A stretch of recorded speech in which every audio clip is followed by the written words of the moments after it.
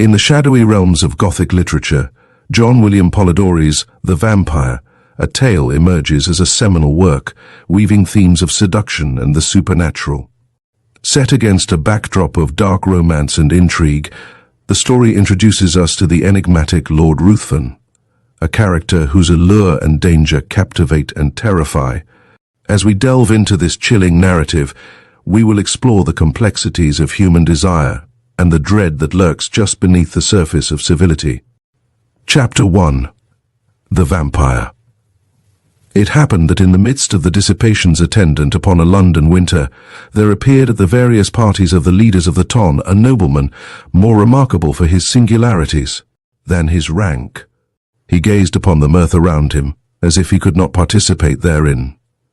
Apparently, the light laughter of the fair only attracted his attention, that he might by a look quell it, and throw fear into those breasts where thoughtlessness reigned. Those who felt this sensation of awe could not explain whence it arose.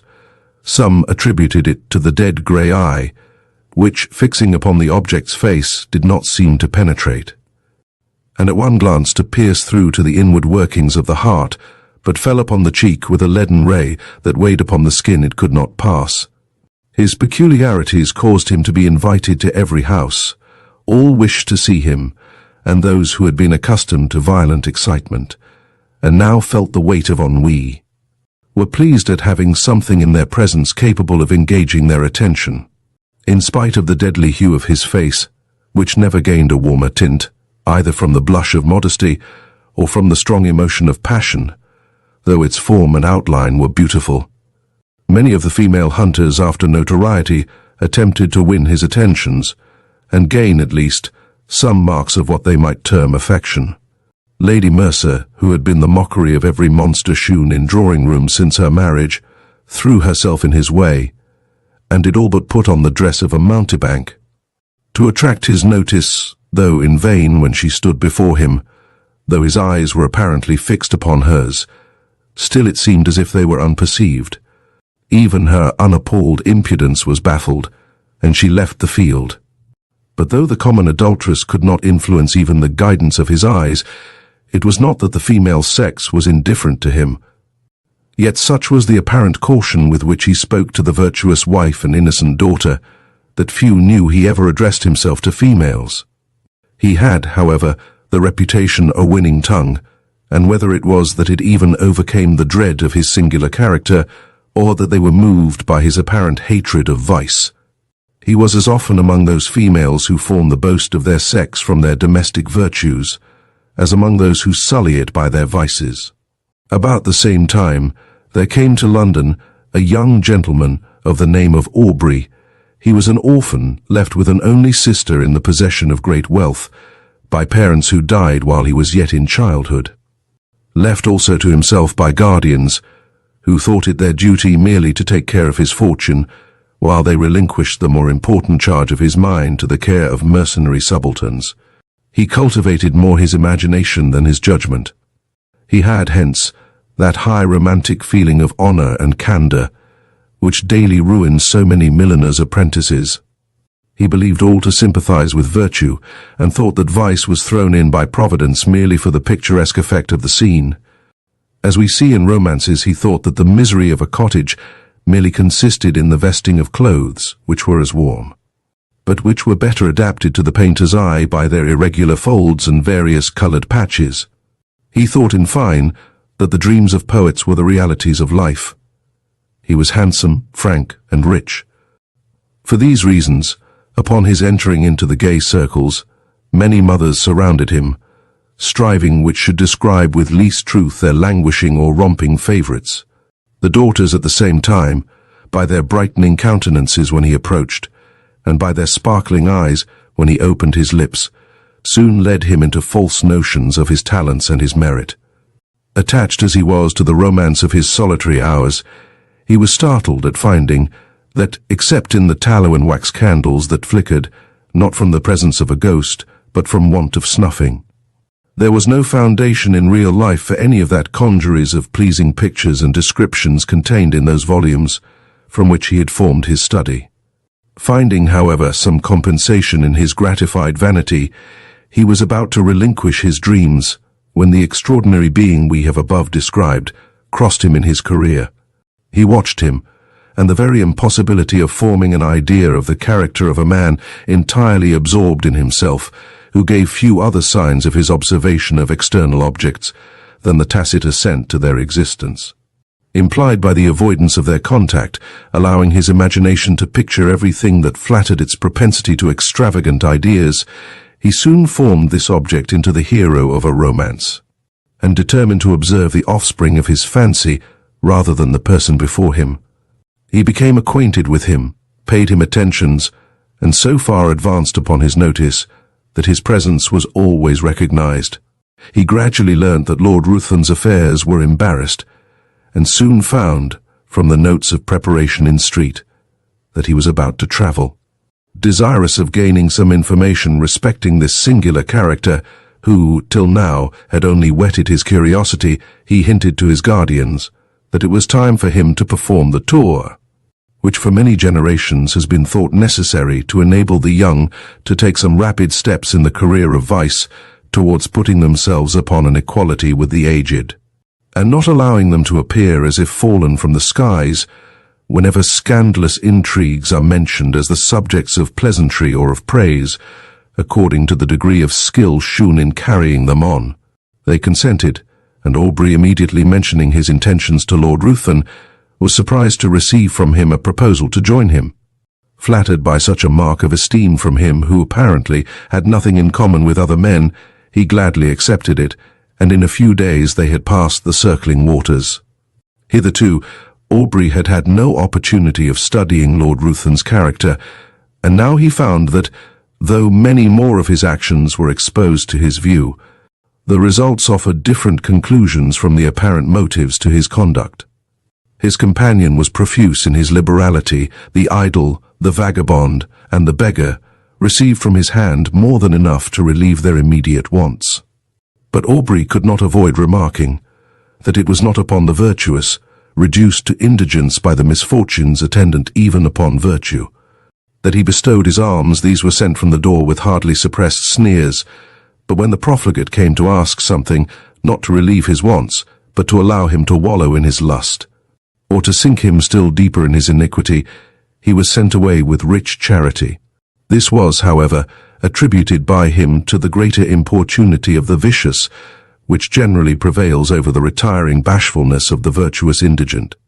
There was one circumstance about the charity of his lordship which was still more impressed upon his mind. All those upon whom it was bestowed inevitably found that there was a curse upon it, for they were all either led to the scaffold or sunk to the lowest and the most abject misery. At Brussels and other towns through which they passed, Aubrey was surprised at the apparent eagerness with which his companion sought for the centres of all fashionable vice. There he entered into all the spirit of the faro table. He betted, and always gambled with success, except where the known sharper was his antagonist. And then he lost even more than he gained, but it was always with the same unchanging face with which he generally watched the society around. It was not, however, so when he encountered the rash youthful novice, or the luckless father of a numerous family. Then his very wish seemed fortune's law. This apparent abstractedness of mind was laid aside, and his eyes sparkled with more fire than that of the cat whilst dallying with the half-dead mouse.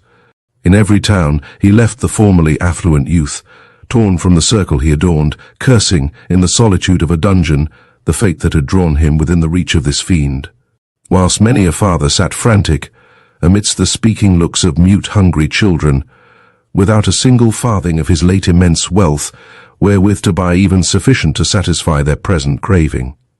Yet he took no money from the gambling table, but immediately lost, to the ruin of many, the last guilder he had just snatched from the convulsive grasp of the innocent.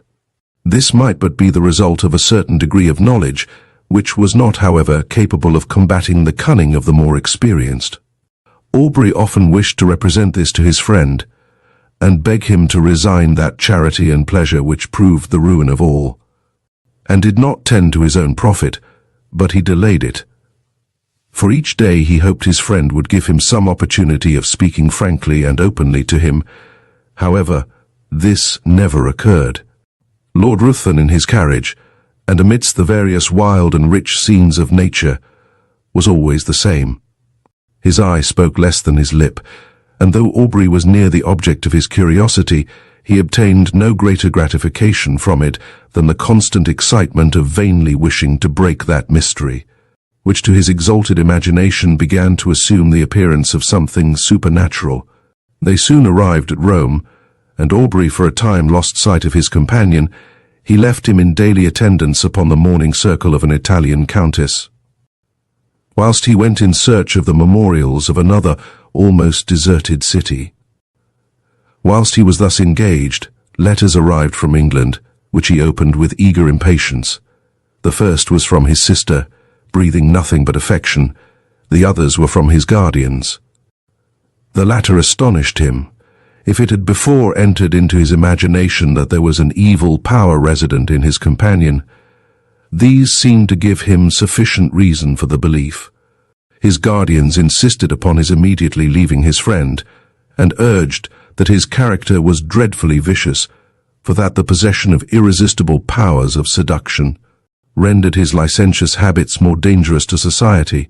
It had been discovered that his contempt for the adulteress had not originated in hatred of her character, but that he had required, to enhance his gratification, that his victim, the partner of his guilt, should be hurled from the pinnacle of unsullied virtue down to the lowest abyss of infamy and degradation. In fine, that all those females whom he had sought, apparently on account of their virtue, had, since his departure, thrown even the mask aside, and had not scrupled to expose the whole deformity of their vices to the public gaze. Aubrey determined upon leaving one whose character had not yet shown a single bright point on which to rest the eye. He resolved to invent some plausible pretext for abandoning him altogether, purposing, in the meanwhile, to watch him more closely and to let no slight circumstances pass by unnoticed.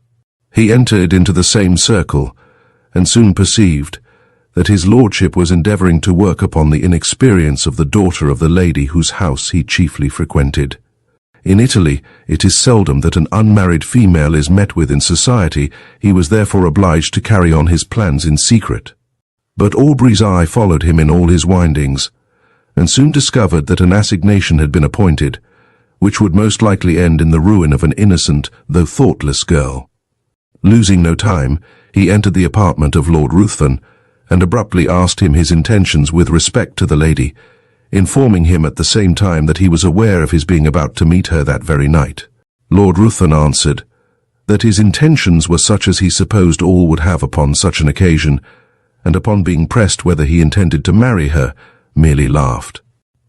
Aubrey retired, and immediately writing a note to say that from that moment he must decline accompanying his lordship in the remainder of their proposed tour, he ordered his servant to seek other apartments, and calling upon the mother of the lady, informed her of all he knew, not only with regard to her daughter, but also concerning the character of his lordship. The assignation was prevented.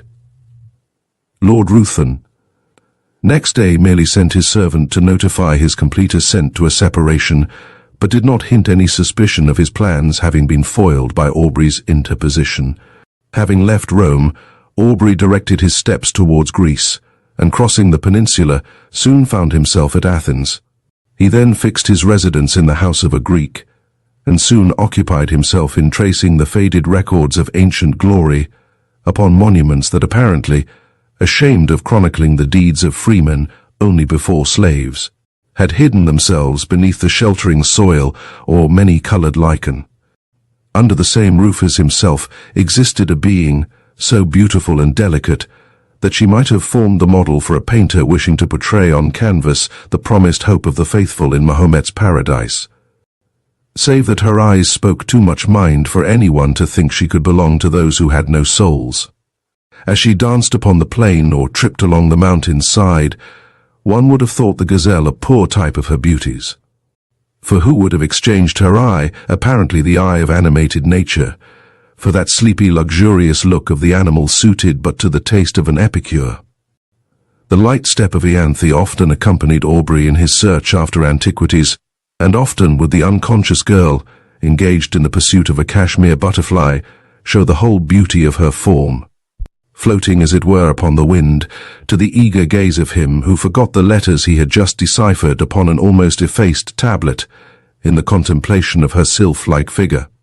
Often would her tresses falling, as she flitted around, exhibit in the sun's ray such delicately brilliant and swiftly fading hues, it might well excuse the forgetfulness of the antiquary, who let escape from his mind the very object he had before thought of vital importance to the proper interpretation of a passage in Pausanias. But why attempt to describe charms which all feel, but none can appreciate?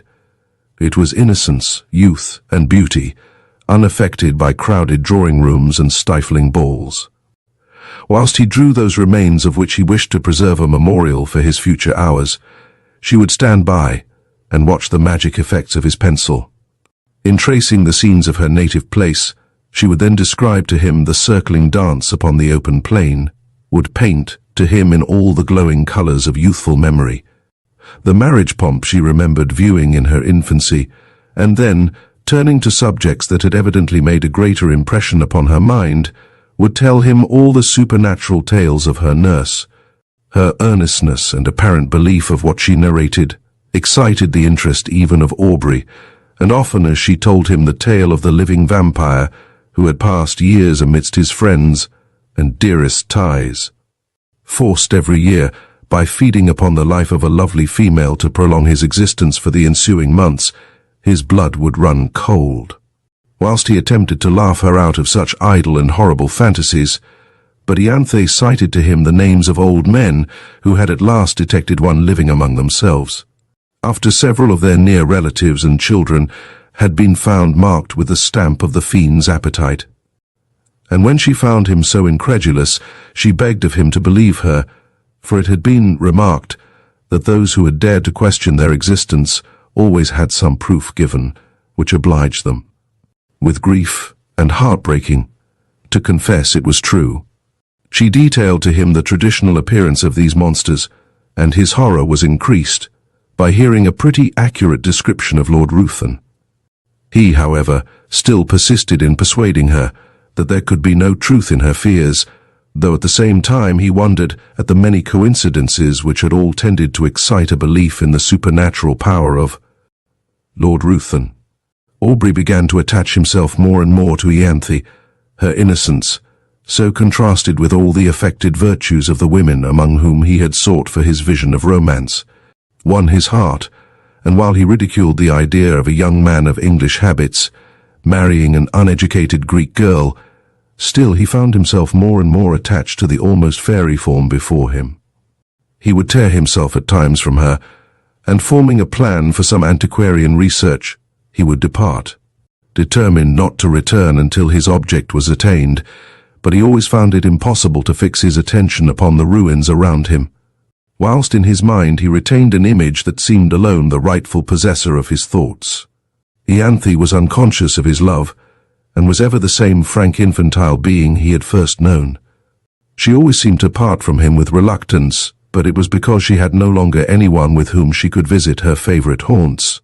Whilst her guardian was occupied in sketching or uncovering some fragment which had yet escaped the destructive hand of time, she had appealed to her parents on the subject of vampires, and they both, with several present, affirmed their existence, pale with horror at the very name. Soon after, Aubrey determined to proceed upon one of his excursions, which was to detain him for a few hours. When they heard the name of the place, they all at once begged of him not to return at night, as he must necessarily pass through a wood, where no Greek would ever remain, after the day had closed upon any consideration. They described it as the resort of the vampires in their nocturnal orgies, and denounced the most heavy evils as impending upon him who dared to cross their path. Aubrey made light of their representations, and tried to laugh them out of the idea, but when he saw them shudder at his daring thus to mock a superior infernal power, the very name of which apparently made their blood freeze, he was silent. Next morning Aubrey set off upon his excursion unattended. He was surprised to observe the melancholy face of his host, and was concerned to find that his words, mocking the belief of those horrible fiends, had inspired them with such terror. When he was about to depart, Ianthe came to the side of his horse and earnestly begged of him to return. Ere night allowed the power of these beings to be put in action, he promised. He was, however, so occupied in his research that he did not perceive that daylight would soon end, and that in the horizon there was one of those specks which, in the warmer climates, so rapidly gather into a tremendous mass and pour all their rage upon the devoted country. He at last, however, mounted his horse, determined to make up by speed for his delay, but it was too late. Twilight in these southern climates is almost unknown. Immediately the sun sets, night begins, and ere he had advanced far, the power of the storm was above. Its echoing thunders had scarcely an interval of rest. Its thick, heavy rain forced its way through the canopying foliage, whilst the blue forked lightning seemed to fall and radiate at his very feet. Suddenly his horse took fright, and he was carried with dreadful rapidity through the entangled forest. The animal at last, through fatigue, stopped, and he found, by the glare of lightning, that he was in the neighborhood of a hovel that hardly lifted itself up from the masses of dead leaves and brushwood which surrounded it.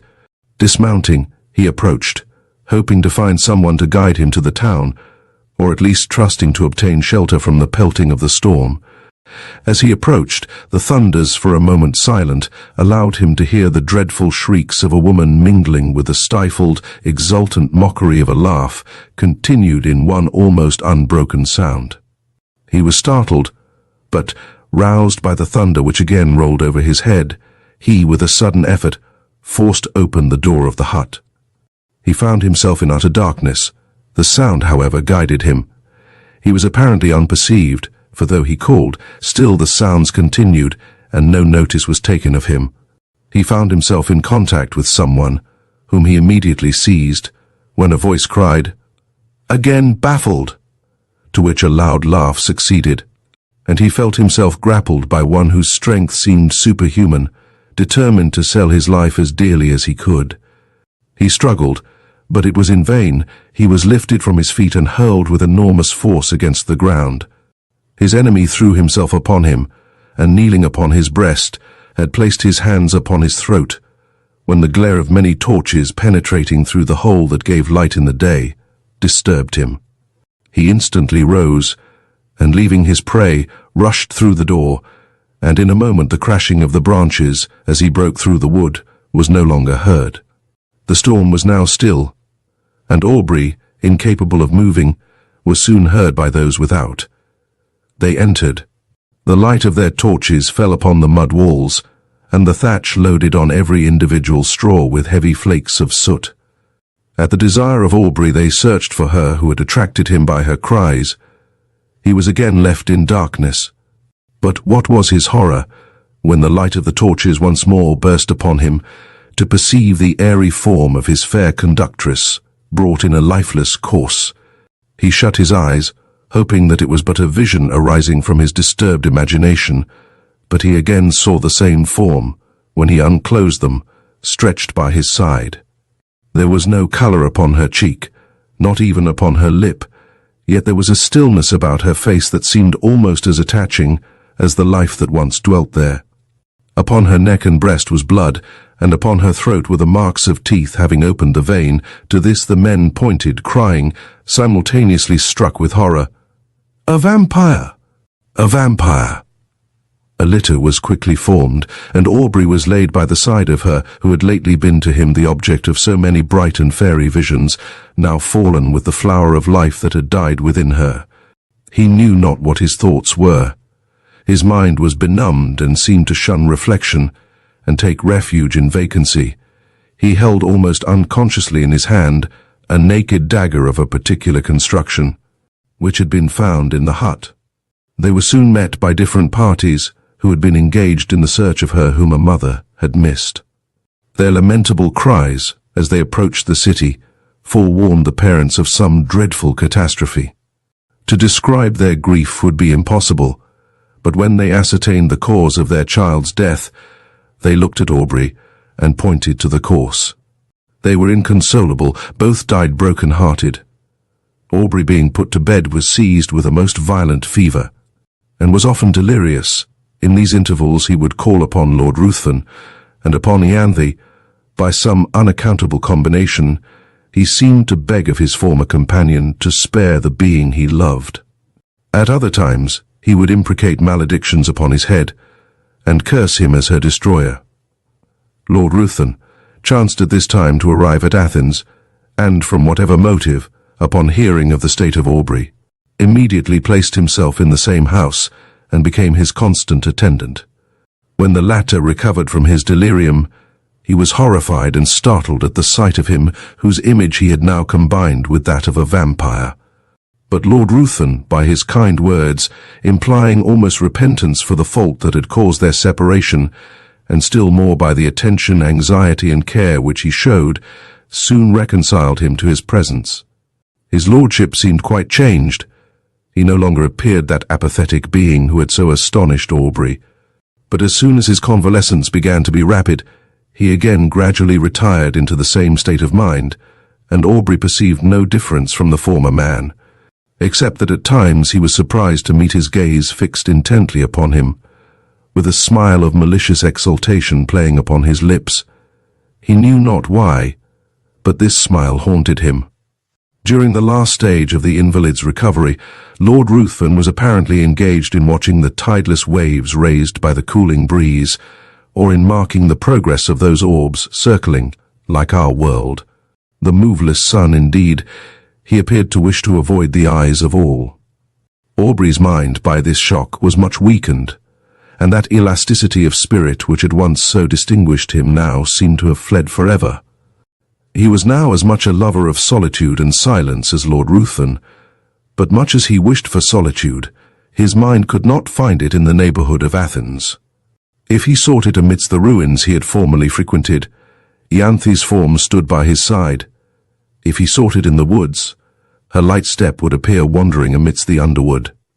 In quest of the modest Violet, then suddenly turning round, would show to his wild imagination her pale face and wounded throat, with a meek smile upon her lips.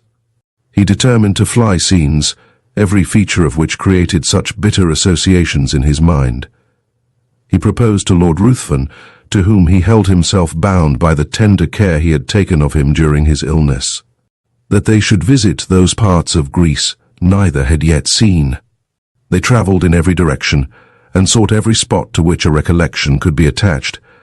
But though they thus hastened from place to place, yet they seemed not to heed what they gazed upon. They heard much of robbers, but they gradually began to slight these reports, which they imagined were only the invention of individuals, whose interest it was to excite the generosity of those whom they defended from pretended dangers. In consequence of thus neglecting the advice of the inhabitants, on one occasion they travelled with only a few guards, more to serve as guides than as a defence. Upon entering, however, a narrow defile, at the bottom of which was the bed of a torrent, with large masses of rock brought down from the neighbouring precipices, they had reason to repent their negligence, for scarcely were the whole of the party engaged in the narrow pass, when they were startled by the whistling of bullets close to their heads, and by the echoed report of several guns. In an instant their guards had left them, and, placing themselves behind rocks, had begun to fire in the direction whence the report came. Lord Ruthven and Aubrey, imitating their example, retired for a moment behind the sheltering turn of the defile, but ashamed of being thus detained by a foe who with insulting shouts bade them advance, and being exposed to unresisting slaughter, if any of the robbers should climb above and take them in the rear. They determined at once to rush forward in search of the enemy. Hardly had they lost the shelter of the rock when Lord Ruthven received a shot in the shoulder, which brought him to the ground. Aubrey hastened to his assistance, and, no longer heeding the contest or his own peril, was soon surprised by seeing the robbers' faces around him, his guards having, upon Lord Ruthven's being wounded, immediately thrown up their arms and surrendered. By promises of great reward, Aubrey soon induced them to convey his wounded friend to a neighbouring cabin, and having agreed upon a ransom, he was no more disturbed by their presence, they being content merely to guard the entrance till their comrade should return with the promised sum, for which he had an order. Lord Ruthven's strength rapidly decreased. In 2 days mortification ensued, and death seemed advancing with hasty steps. His conduct and appearance had not changed. He seemed as unconscious of pain as he had been of the objects about him. But towards the close of the last evening, his mind became apparently uneasy, and his eye often fixed upon Aubrey, who was induced to offer his assistance with more than usual earnestness. "Assist me. You may save me. You may do more than that. I mean, not my life. I heed the death of my existence as little as that of the passing day, but you may save my honor, your friend's honor." "How? Tell me how." "I would do anything," replied Aubrey. "I need but little. My life ebbs apace. I cannot explain the whole, but if you would conceal all you know of me, my honor were free from stain in the world's mouth, and if my death were unknown for some time in England, but life, it shall not be known." "Swear," cried the dying man, raising himself with exultant violence. "Swear by all your soul reveres, by all your nature fears, swear that. For a year and a day you will not impart your knowledge of my crimes or death to any living being in any way, whatever may happen, or whatever you may see." His eyes seemed bursting from their sockets. "I swear," said Aubrey. He sunk laughing upon his pillow, and breathed no more. Aubrey retired to rest, but did not sleep. The many circumstances attending his acquaintance with this man rose upon his mind, and he knew not why. When he remembered his oath, a cold shivering came over him, as if from the presentiment of something horrible awaiting him. Rising early in the morning, he was about to enter the hovel in which he had left the corpse, when a robber met him, and informed him that it was no longer there, having been conveyed by himself and comrades. Upon his retiring to the pinnacle of a neighbouring mount, according to a promise they had given his lordship, that it should be exposed to the first cold ray of the moon that rose after his death, Aubrey, astonished, and taking several of the men, determined to go and bury it upon the spot where it lay. But when he had mounted to the summit, he found no trace of either the corpse or the clothes, though the robbers swore they pointed out the identical rock on which they had laid the body. For a time his mind was bewildered in conjectures, but he at last returned, convinced that they had buried the corpse for the sake of the clothes. Weary of a country in which he had met with such terrible misfortunes, and in which all apparently conspired to heighten that superstitious melancholy that had seized upon his mind, he resolved to leave it, and soon arrived at Smyrna. While waiting for a vessel to convey him to Otranto, or to Naples, he occupied himself in arranging those effects he had with him belonging to Lord Ruthven. Amongst other things, there was a case containing several weapons of offence, more or less adapted to ensure the death of the victim. There were several daggers and atagans. Whilst turning them over and examining their curious forms, what was his surprise at finding a sheath apparently ornamented in the same style as the dagger discovered in the fatal. He shuddered, hastening to gain further proof. He found the weapon, and his horror may be imagined when he discovered that it fitted, though peculiarly shaped, the sheath he held in his hand. His eyes seemed to need no further certainty. They seemed gazing to be bound to the dagger, yet still he wished to disbelieve. But the particular form, the same varying tints upon the haft and sheath, were alike in splendour on both, and left no room for doubt. There were also drops of blood on each. He left Smyrna, and on his way home, at Rome, his first inquiries were concerning the lady he had attempted to snatch from Lord Ruthven's seductive arts. Her parents were in distress, their fortune ruined, and she had not been heard of since the departure of his lordship. Aubrey's mind became almost broken under so many repeated horrors. He was afraid that this lady had fallen a victim to the destroyer of Ianthe. He became morose and silent, and his only occupation consisted in urging the speed of the postilions, as if he were going to save the life of someone he held dear. He arrived at Calais. A breeze, which seemed obedient to his will, soon wafted him to the English shores, and he hastened to the mansion of his fathers, and there, for a moment, appeared to lose, in the embraces and caresses of his sister, all memory of the past. If she before, by her infantine caresses, had gained his affection, now that the woman began to appear, she was still more attaching as a companion.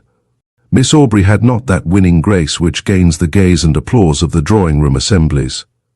There was none of that light brilliancy which only exists in the heated atmosphere of a crowded apartment. Her blue eye was never lit up by the levity of the mind beneath. There was a melancholy charm about it which did not seem to arise from misfortune, but from some feeling within. That appeared to indicate a soul conscious of a brighter realm. Her step was not that light footing which strays where a butterfly or a colour may attract. It was sedate and pensive. When alone, her face was never brightened by the smile of joy, but when her brother breathed to her his affection, and would in her presence forget those griefs she knew destroyed his rest. Who would have exchanged her smile for that of the voluptuary? It seemed as if those eyes, that face, were then playing in the light of their own native sphere.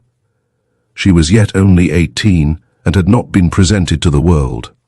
It having been thought by her guardians more fit that her presentation should be delayed until her brother's return from the continent, when he might be her protector.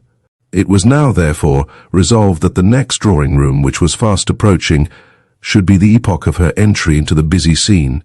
Aubrey would rather have remained in the mansion of his fathers, and fed upon the melancholy which overpowered him. He could not feel interest about the frivolities of fashionable strangers, when his mind had been so torn by the events he had witnessed, but he determined to sacrifice his own comfort to the protection of his sister.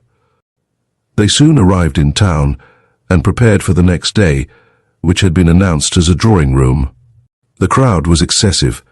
A drawing-room had not been held for a long time, and all who were anxious to bask in the smile of royalty hastened thither. Aubrey was there with his sister, while he was standing in a corner by himself, heedless of all around him, engaged in the remembrance that the first time he had seen Lord Ruthven was in that very place. He felt himself suddenly seized by the arm, and a voice he recognized too well sounded in his ear. "Remember your oath." He had hardly courage to turn, fearful of seeing a spectre that would blast him, when he perceived, at a little distance, the same figure which had attracted his notice on this spot upon his first entry into society. He gazed till his limbs, almost refusing to bear their weight, he was obliged to take the arm of a friend, and forcing a passage through the crowd, he threw himself into his carriage, and was driven home. He paced the room with hurried steps, and fixed his hands upon his head, as if he were afraid his thoughts were bursting from his brain. Lord Ruthven again before him, circumstances started up in dreadful array, the dagger his oath. He roused himself. He could not believe it possible. The dead rise again. He thought his imagination had conjured up the image his mind was resting upon. It was impossible that it could be real. He determined, therefore, to go again into society, for though he attempted to ask concerning Lord Ruthven, the name hung upon his lips, and he could not succeed in gaining information. He went a few nights after with his sister to the assembly of a near relation. Leaving her under the protection of a matron, he retired into a recess, and there gave himself up to his own devouring thoughts. Perceiving at last that many were leaving, he roused himself, and entering another room, found his sister surrounded by several, apparently in earnest conversation. He attempted to pass and get near her, when one, whom he requested to move, turned round, and revealed to him those features he most abhorred. He sprang forward, seized his sister's arm, and, with hurried step, forced her towards the street. At the door he found himself impeded by the crowd of servants who were waiting for their lords. And while he was engaged in passing them, he again heard that voice whisper close to him, "Remember your oath." He did not dare to turn, but, hurrying his sister, soon reached home. Aubrey became almost distracted. If before his mind had been absorbed by one subject, how much more completely was it engrossed, now that the certainty of the monster's living again pressed upon his thoughts. His sister's attentions were now unheeded, and it was in vain that she entreated him to explain to her what had caused his abrupt conduct. He only uttered a few words, and those terrified her. The more he thought, the more he was bewildered. His oath startled him. Was he then to allow this monster to roam, bearing ruin upon his breath, amidst all he held dear, and not avert its progress? His very sister might have been touched by him. But even if he were to break his oath, and disclose his suspicions, who would believe him? He thought of employing his own hand to free the world from such a wretch, but death, he remembered, had been already mocked. For days he remained in this state. Shut up in his room, he saw no one, and ate only when his sister came, who, with eyes streaming with tears, besought him for her sake to support nature. At last, no longer capable of bearing stillness and solitude, he left his house, roamed from street to street, anxious to fly that image which haunted him. His dress became neglected, and he wandered, as often exposed to the noonday sun as to the midnight damps. He was no longer to be recognized. At first he returned with the evening to the house, but at last he laid him down to rest wherever fatigue overtook him. His sister, anxious for his safety, employed people to follow him, but they were soon distanced by him who fled from a pursuer swifter than any from thought. His conduct, however, suddenly changed. Struck with the idea that he left by his absence the whole of his friends, with a fiend amongst them, of whose presence they were unconscious, he determined to enter again into society and watch him closely. Anxious to forewarn, in spite of his oath, all whom Lord Ruthven approached with intimacy. But when he entered into a room, his haggard and suspicious looks were so striking, his inward shudderings so visible, that his sister was at last obliged to beg of him to abstain from seeking, for her sake, a society which affected him so strongly. When, however, remonstrance proved unavailing, the guardians thought proper to interpose, and, fearing that his mind was becoming alienated, they thought it high time to resume again the trust which had been before imposed upon them by Aubrey's parents. Desirous of saving him from the injuries and sufferings he had daily encountered in his wanderings, and of preventing him from exposing to the general eye those marks of what they considered folly, they engaged a physician to reside in the house, and take constant care of him. He hardly appeared to notice it, so completely was his mind absorbed by one terrible subject. His incoherence became at last so great that he was confined to his chamber. There he would often lie for days, incapable of being roused. He had become emaciated, his eyes had attained a glassy luster. The only sign of affection and recollection remaining displayed itself upon the entry of his sister. Then he would sometimes start, and seizing her hands, with looks that severely afflicted her, he would desire her not to touch him. "Oh, do not touch him, if your love for me is aught, do not go near him." When, however, she inquired to whom he referred, his only answer was, "True, true," and again he sank into a state whence not even she could rouse him. This lasted many months.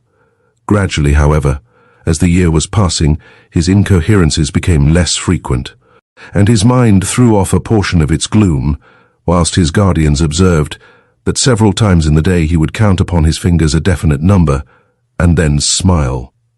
The time had nearly elapsed when, upon the last day of the year, one of his guardians entering his room began to converse with his physician upon the melancholy circumstance of Aubrey's being in so awful a situation, when his sister was going next day to be married. Instantly Aubrey's attention was attracted. He asked anxiously to whom. Glad of this mark of returning intellect, of which they feared he had been deprived, they mentioned the name of the Earl of Marsden. Thinking this was a young earl whom he had met with in society, Aubrey seemed pleased, and astonished them still more by his expressing his intention to be present at the nuptials, and desiring to see his sister. They answered not, but in a few minutes his sister was with him. He was apparently again capable of being affected by the influence of her lovely smile, for he pressed her to his breast and kissed her cheek, wet with tears, flowing at the thought of her brothers being once more alive to the feelings of affection. He began to speak with all his wonted warmth, and to congratulate her upon her marriage with a person so distinguished for rank and every accomplishment, when he suddenly perceived a locket upon her breast. Opening it, What was his surprise at beholding the features of the monster who had so long influenced his life? He seized the portrait in a paroxysm of rage and trampled it underfoot. Upon her asking him why he thus destroyed the resemblance of her future husband, he looked as if he did not understand her, then seizing her hands, and gazing on her with a frantic expression of countenance, he bade her swear that she would never wed this monster. But he could not advance. It seemed as if that voice again bade him remember his oath. He turned suddenly round, thinking Lord Ruthven was near him, but saw no one. In the meantime, the guardians and physician, who had heard the whole, and thought this was but a return of his disorder, entered, and forcing him from Miss Aubrey, desired her to leave him. He fell upon his knees to them, he implored, he begged of them to delay but for one day. They, attributing this to the insanity they imagined had taken possession of his mind, endeavoured to pacify him, and retired. Lord Ruthven had called the morning after the drawing-room, and had been refused with everyone else. When he heard of Aubrey's ill health, he readily understood himself to be the cause of it, but when he learned that he was deemed insane, his exultation and pleasure could hardly be concealed from those among whom he had gained this information. He hastened to the house of his former companion, and, by constant attendance and the pretence of great affection for the brother and interest in his fate, he gradually won the ear of Miss Aubrey. Who could resist his power? His tongue had dangers and toils to recount, could speak of himself as of an individual having no sympathy with any being on the crowded earth, save with her to whom he addressed himself, could tell how, since he knew her, his existence had begun to seem worthy of preservation, if it were merely that he might listen to her soothing accents. In fine, he knew so well how to use the serpent's art, or such was the will of fate, that he gained her affections. The title of the elder branch falling at length to him, he obtained an important embassy, which served as an excuse for hastening the marriage, in spite of her brother's deranged state, which was to take place the very day before his departure for the continent. Aubrey, when he was left by the physician and his guardians, attempted to bribe the servants, but in vain. He asked for pen and paper. It was given him. He wrote a letter to his sister, conjuring her, as she valued her own happiness, her own honour, and the honour of those now in the grave, who once held her in their arms, as their hope and the hope of their house, to delay but for a few hours that marriage, on which he denounced the most heavy curses. The servants promised they would deliver it, but giving it to the physician, he thought it better not to harass any more the mind of Miss Aubrey by, what he considered, the ravings of a maniac. Night passed on without rest to the busy inmates of the house, and Aubrey heard, with a horror that may more easily be conceived than described, the notes of busy preparation. Morning came, and the sound of carriages broke upon his ear. Aubrey grew almost frantic. The curiosity of the servants at last overcame their vigilance. They gradually stole away, leaving him in the custody of an helpless old woman. He seized the opportunity, with one bound was out of the room, and in a moment found himself in the apartment where all were nearly assembled. Lord Ruthven was the first to perceive him. He immediately approached, and taking his arm by force, hurried him from the room, speechless with rage. When on the staircase, Lord Ruthven whispered in his ear, "Remember your oath, and know, if not my bride today, your sister is dishonoured. Women are frail." So saying, he pushed him towards his attendants, who, roused by the old woman, had come in search of him. Aubrey could no longer support himself. His rage, not finding vent, had broken a blood vessel, and he was conveyed to bed. This was not mentioned to his sister, who was not present when he entered, as the physician was afraid of agitating her. The marriage was solemnized, and the bride and bridegroom left London. Aubrey's weakness increased. The effusion of blood produced symptoms of the near approach of death. He desired his sister's guardians might be called, and when the midnight hour had struck, he related composedly what the reader has perused. He died immediately after. The guardians hastened to protect Miss Aubrey, but when they arrived, it was too late. Lord Ruthven had disappeared, and Aubrey's sister had glutted the thirst of a vampire. As the tale concludes, we are left to ponder the haunting legacy of Lord Ruthven and the chilling implications of his vampiric existence. Polidori's masterful storytelling not only captivates, but also challenges our understanding of morality, desire, and the supernatural. In this exploration of the dark corners of the human psyche, the vampire remains a poignant reminder of the thin line between fascination and horror. Thank you for joining us on this journey into the night.